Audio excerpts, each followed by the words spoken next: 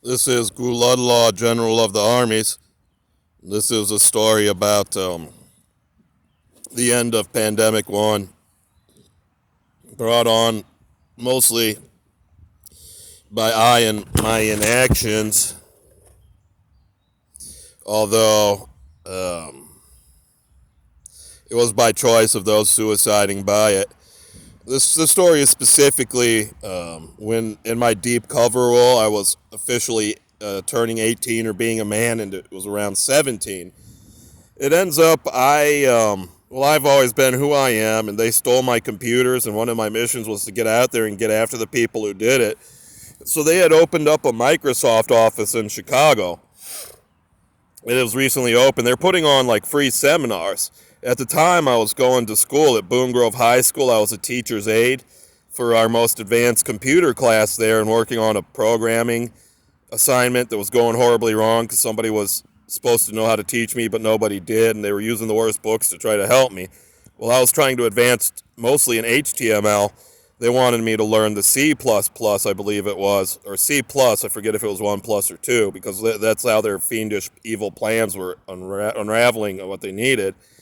So we made this trip for our field goal, or our field. We had to have a field trip because our teacher assistants had gone so wrong. So we made it to Microsoft. I got to see one of the first web TVs ever in use it. I might be the first user who could ever even use it at Microsoft in Chicago. As it ends up, it was my company. But at this point, I started working for them, and by some fair rules of legal economy, I took over Microsoft and completely owned it all and started owning the whole planet at this point. I was slowly losing my grip on making memories of my experiences.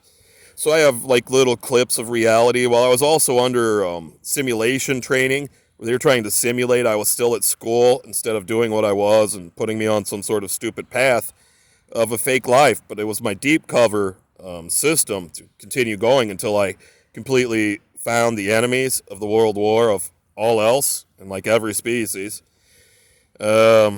So I officially made myself the highest rank at Microsoft by taking their alpha software, or maybe it was beta. It was an alpha software. I was always trying to get into betas. Windows 2K, Windows 2000, and maybe a Windows ME. And then I had to follow its rules to try to install it on the machines I could, which allowed us to be there to get it like that.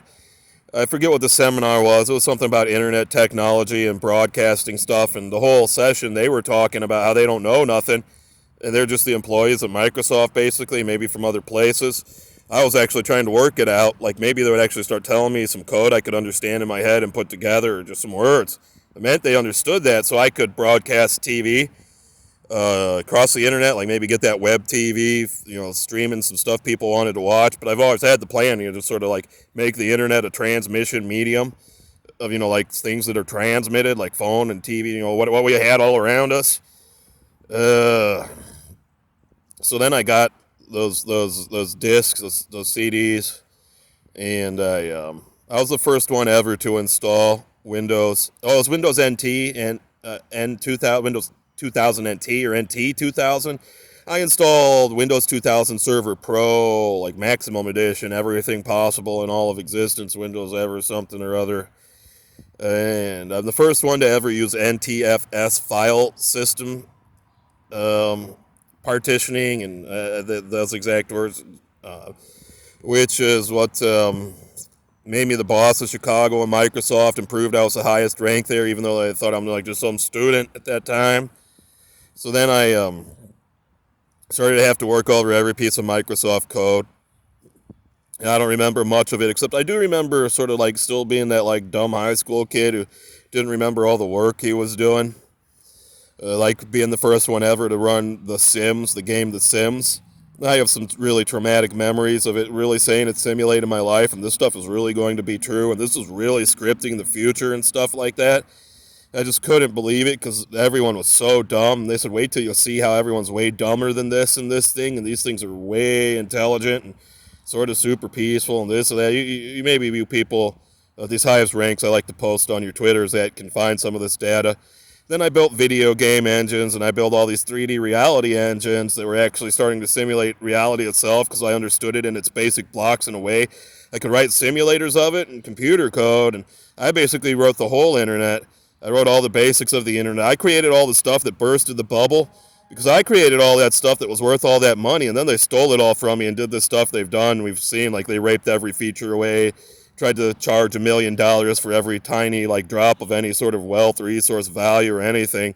Like, one little tick of internet has to cost one little something. There's no way it can all be unlimited for a single price or free everywhere, like just a medium of communication, like an FM radio that can pull down wave stuff.